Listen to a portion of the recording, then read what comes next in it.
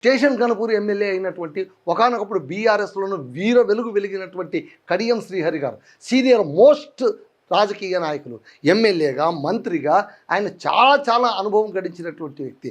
అతనిపైన ఇప్పుడు కొండా సురేఖ గారు తీవ్రమైనటువంటి ఆరోపణలు చేస్తున్నారు. ఏంటి అంటే ఈయన వరంగల్లోన అంటే ఈమె శాఖకు సంబంధించి దేవాదాయ శాఖకు సంబంధించి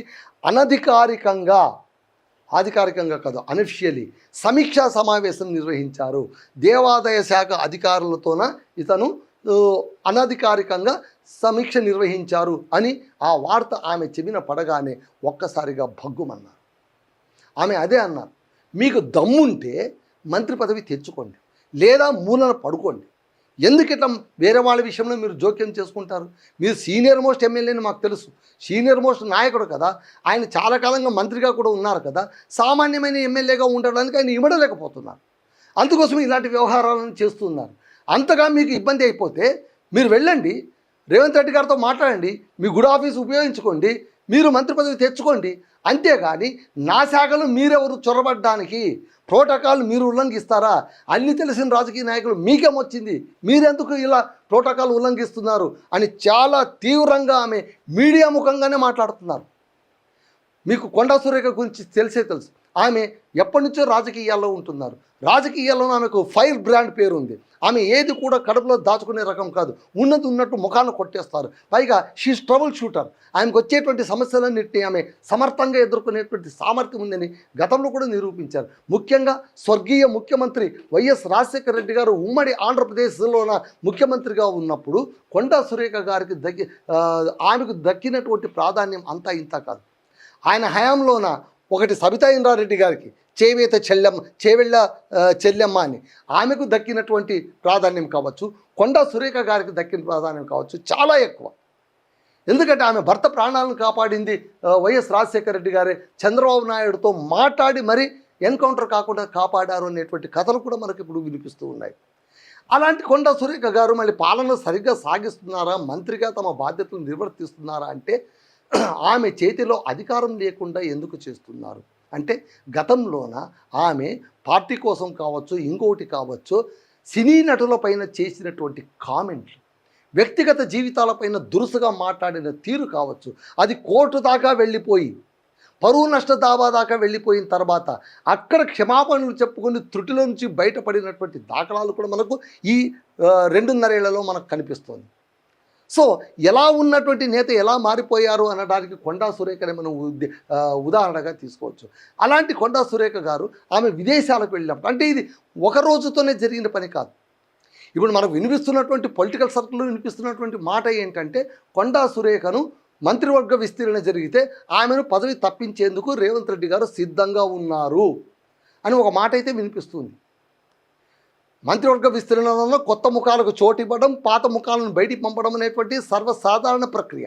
సో ఆ ప్రక్రియలో భాగంగా కొండా సురేఖను తప్పిస్తున్నారన్న మాట అయితే వినిపిస్తోంది. మళ్ళీ ఆ ప్రక్రియలో భాగంగా ఆమెకు ఉన్నటువంటి అధికారాలన్నింటినీ తగ్గించేస్తున్నారా, అనధికారికంగా ఆమె అధికారాలను తగ్గిస్తున్నారా అనేటువంటి మాట కూడా వినిపిస్తోంది. సో ఇక్కడ ఏంటంటే కనుక యాదాద్రి బోర్డు ఒకటి ఏర్పాటు చేశారు మన ముఖ్యమంత్రి గారు. యాదాద్రి బోర్డు ఏర్పాటు చేసినప్పుడు ప్రముఖ నటుడు Chiranjeevi mass hero, commercial hero అయినటువంటి చిరంజీవి సతీమణిని అందులో బోర్డు మెంబర్గా కూడా నియమించారు. అందరూ కూడా ఆశ్చర్యపోయారు. ఆమెను ఎలా నియమిస్తారు? తెలంగాణ బోర్డులో తెలంగాణేతరులను నియమించడం ఏంటి? ఇది ఏ ఊరు న్యాయమని నిలదీశారు.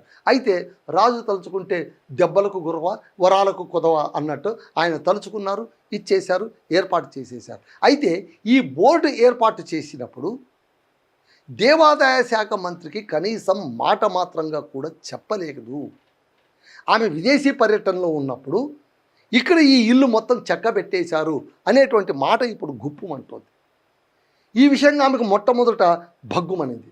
ఒకటి, ఆల్రెడీ ఆమె పేరు పైన ఒక పుకారైతే బయటకు వచ్చేసింది. ఏంటి, ఈసారి మంత్రివర్గం విస్తీర్ణంలోన ఆమెను తప్పించబోతున్నారు అనేటువంటి మాట ఒకటి వినిపిస్తోంది. అది నంబర్ 1 పాయింట్. నంబర్ 2 పాయింట్ ఏంటి, యాదాద్రి బోర్డు ఏర్పాటు చేసినప్పుడు ఆమెను అప్రాధాన్యంగా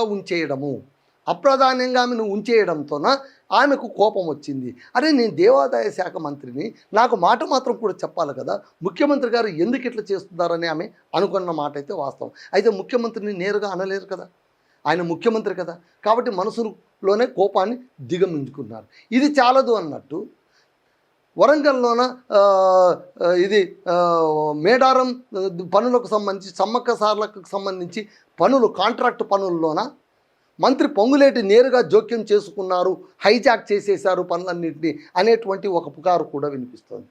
సో ఈ విషయంగా కూడా కొండా సురేఖ గారికి కాస్త ఇబ్బంది ఏర్పడింది. సో 1, 2 ఆ తర్వాత ఇప్పుడు కడియం. ఎప్పుడైతే వరుసగా సంఘటనలు జరుగుతున్నాయో ఆమె అగ్గి మీద గుగ్గిలమైపోయి తెలంగాణ ప్రదేశ్ కాంగ్రెస్ కమిటీ అధ్యక్షులైనటువంటి మహేష్ గౌడ్కు నేరుగా వెళ్ళి ఫిర్యాదు ఇచ్చారు. కడియం శ్రీహరి గారు ఎందుకు ఇలా చేస్తున్నారు, ఆయన నా అధికారాల్లో ఎందుకు జోక్యం చేసుకుంటున్నారు, ఇలా ఫిర్యాదు ఇవ్వడం వల్ల ఆమె పరోక్షంగా ముఖ్యమంత్రికి కూడా వార్నింగ్ పంపించింది అని కొంతమంది అంటూ ఉన్నారు.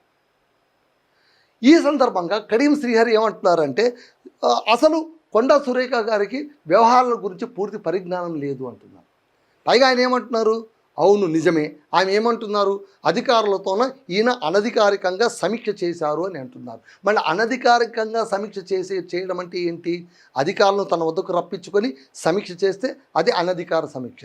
నేనే అధికారుల దగ్గరికి వెళ్ళాను, నేనే మాట్లాడాను, మళ్ళీ అది అనధికార సమీక్ష ఎలా అవుతుందని ఆయన ఒక వాదన వినిపించారు. ఇవన్నీ ఉండగా ఈరోజు ఇక్కడ ఏమొచ్చిందంటే కన్యం కడియం అని ఒక వార్త వచ్చింది.